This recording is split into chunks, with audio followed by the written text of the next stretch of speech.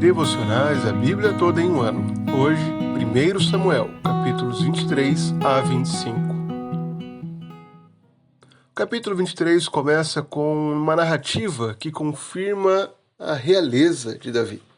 Como um rei, Davi é chamado por Deus para defender a cidade de Keila do ataque dos filisteus.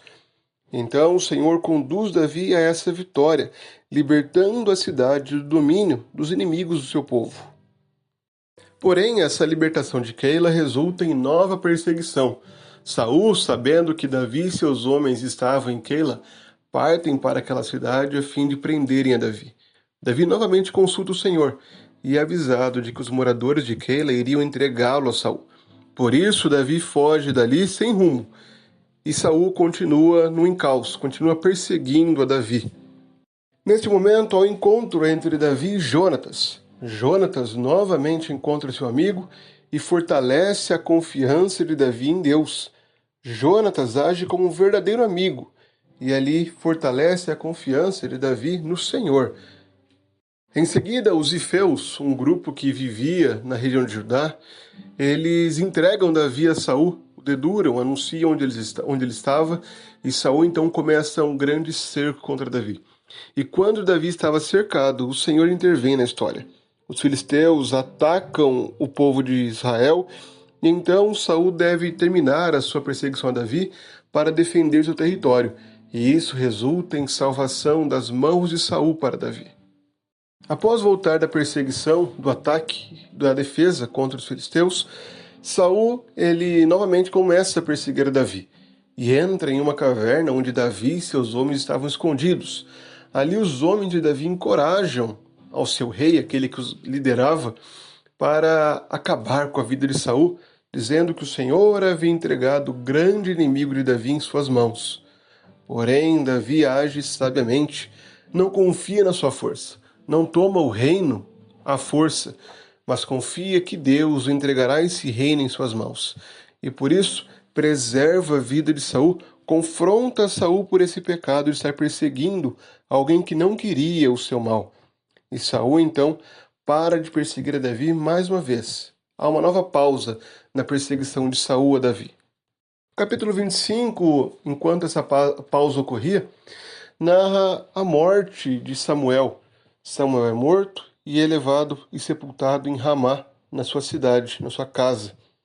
E Davi então se levanta e vai para o deserto de Parã. E é nessa pausa no deserto, enquanto não era perseguido por Saul, que é o episódio de Davi com Nabal.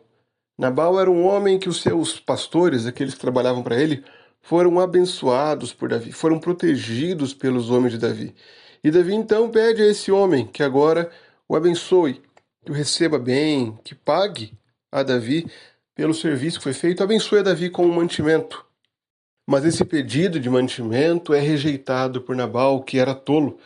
Isso provoca a ira de Davi, que parte para esta área, a casa de Nabal, a fim de acabar com todo aquele povo. Porém, Abigail, a esposa de Nabal, muito sábia, apazigua Davi, leva mantimentos, traz paz ao coração de Davi, pede que ele tenha misericórdia da casa de Nabal, por Nabal ser um tolo. E assim, Nabal é poupado. Porém, após Abigail voltar, após Nabal se aliviar e se voltar do seu estado de embriaguez, Abigail então fala a Nabal sobre a visitação de Davi, sobre o plano de Davi, e deixa então Nabal em choque.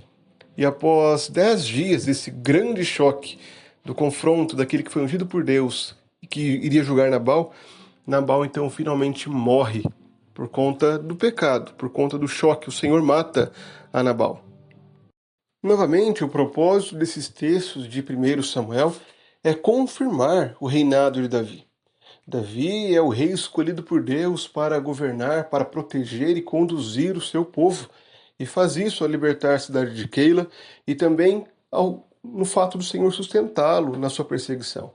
Enquanto Davi era perseguido, o Senhor o sustentava. Era Deus quem guardava Davi, quem dava mantimentos, quem o conduzia.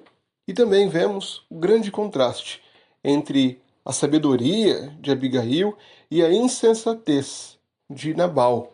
Nós vemos em Abigail e Nabal um pouco daquilo que também era evidenciado na vida de Davi e de Saul. Saul era como um louco, agia como um tolo, mas Davi, refugiando-se no Senhor, encontrava sabedoria, era cuidado pelo Senhor. E esses personagens que aparecem no texto também apontam para Cristo. Davi, novamente, prefigura Cristo como o rei sofredor e perseguido. Davi é o ungido de Deus, aquele que foi escolhido por Deus para salvar o seu povo e é perseguido por um rei mau que procura a sua morte. Da mesma forma, Cristo foi perseguido.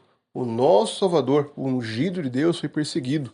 Porém, ao contrário de Davi, Cristo não foi poupado. Ele realmente provou da morte e, assim, pela sua morte, salvou o seu povo. Cristo também é prefigurado nesse texto por não ter tomado o reino à força, por não ter se amparado na sua própria força, mas sim no Senhor, em Deus o Pai.